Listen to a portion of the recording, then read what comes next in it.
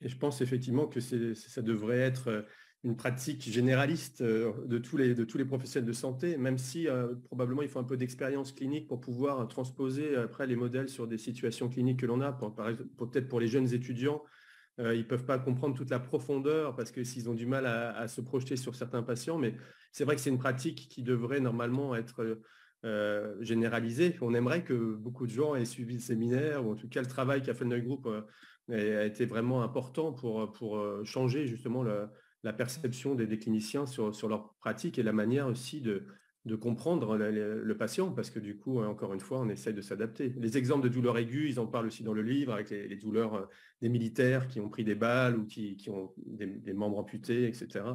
Il y a des retours aussi des urgentistes pour le Bataclan, où ils disaient aussi qu'il y a des gens qui avaient eu des amputations ou avaient été tirés dessus, ils n'avaient pas senti les balles aussi. Donc on sait qu'il y a des choses qu'il faut comprendre, et les métaphores qu'on utilise aident vraiment aussi les patients à se dire, mais en fait, oui, il y a d'autres mécanismes derrière.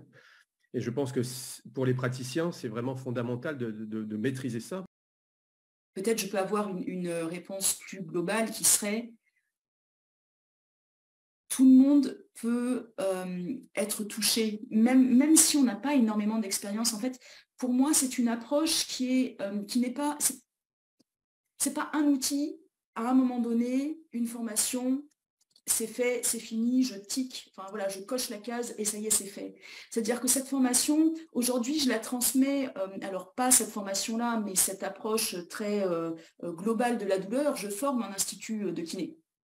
Et bah, pour des kinés qui n'ont pas trop d'expérience, des kinés en devenir de l'école, je leur donne les rudiments de comment on apprend à pédaler en tenant le guidon.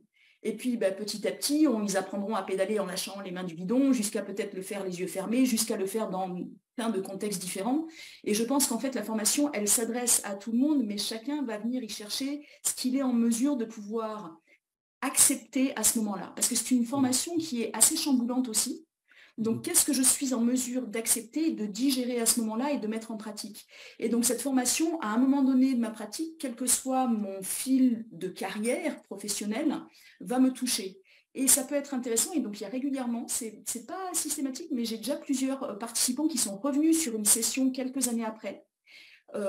Et qui du coup ont vécu la formation complètement différemment et ça leur a fait acquérir d'autres outils. C'est-à-dire qu'on peut l'aborder de façon très euh, outil, on va dire, mise en pratique, c'est-à-dire plutôt du savoir-faire. Ok, j'utilise telle technique et je vois ce que ça donne. Ou alors on peut l'aborder plutôt sous l'angle de la connaissance uniquement et voir comment est-ce que ça modifie mes connaissances et qu'est-ce que ça change du coup dans mes propositions thérapeutiques.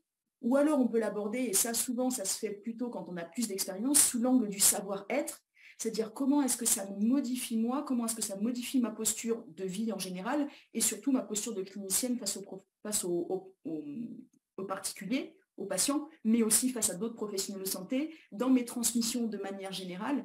Et donc, je pense que petit à petit, en fait, ce ne sont que des éléments supplémentaires qui se rajoutent, en fait, de lire le livre une deuxième fois, ça va rapporter d'autres éléments.